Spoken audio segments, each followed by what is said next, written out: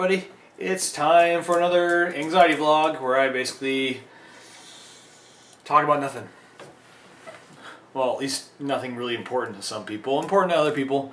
I'm having a good day today, generally speaking. Been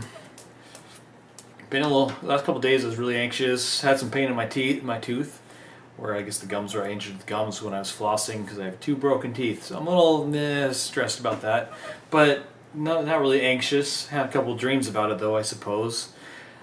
But today, I'm not going to talk about that. I'm going to talk about these annoying little things. This is a fidget spinner. I'm sure every single one of you have either seen it, been requested to have one bought by your children, or, well, if you haven't, you're lucky.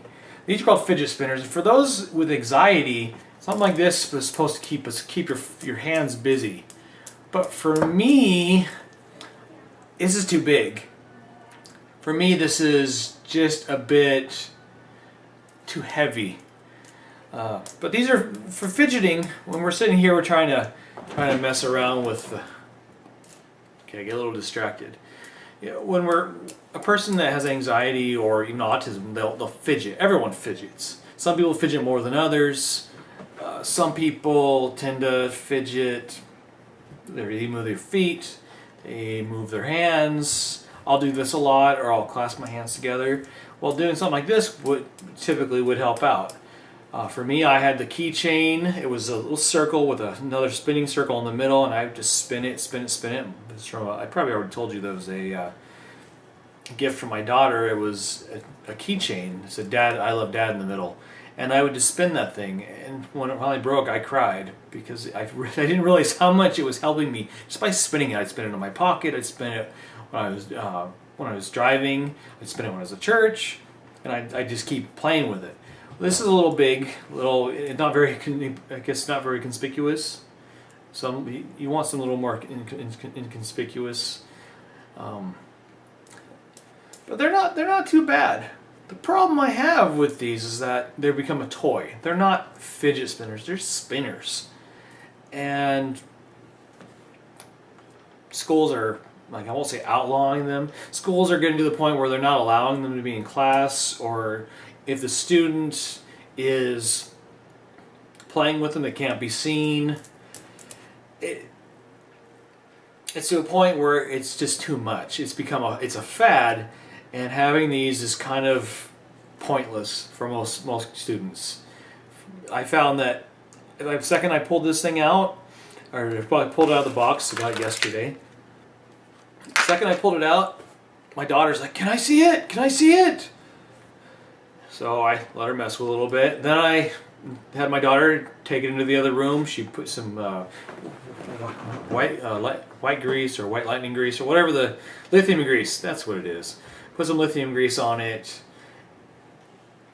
And my boys are like, "Oh, fidget spinner, fidget spinner!" And I'm just thinking, oh, they have no idea. In reality, they're really good to help keep you fidgeting. For those who really fidget, what they need is something that they can fidget in one hand or another and still participate in whatever other activity they're trying to do. These are a little heavy. I don't know how much it weighs. I guess I could weigh it. I had a scale. I just don't know where it's at. Let me go get it. I found it.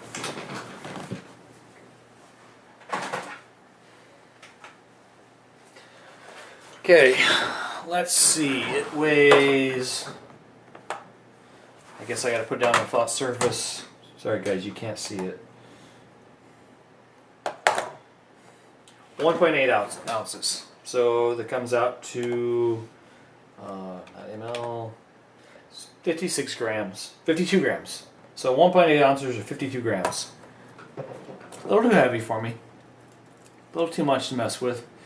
So I personally would not suggest these for those who have anxiety. Some people might like them, maybe for ADHD, but those with anxiety who fidget or autism, for me, it doesn't work for me. It doesn't work.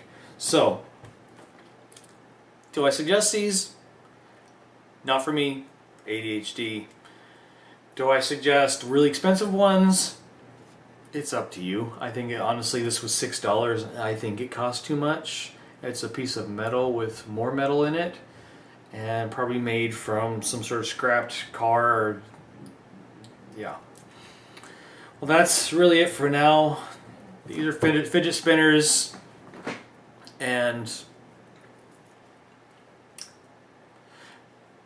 ask yourself, do I need one? And answer yourself saying no. No, you don't. If you want a real fidget spinner, find something that's small, that spins around, that can be manipulated in one hand, at least in my case. Maybe it's different for others, but I don't know those other people, so I don't really care. Okay, somewhere along the line I do. I worry about everyone, but sometimes that's just too much. So, here's our fidget spinner. It can spin. It can balance on my finger. Never mind. It can't balance on my fingers. And that's it. There we go. Fidget spinner. Thanks for watching. This is my anxiety vlog. I'm having a good day, and I hate these things. Thanks.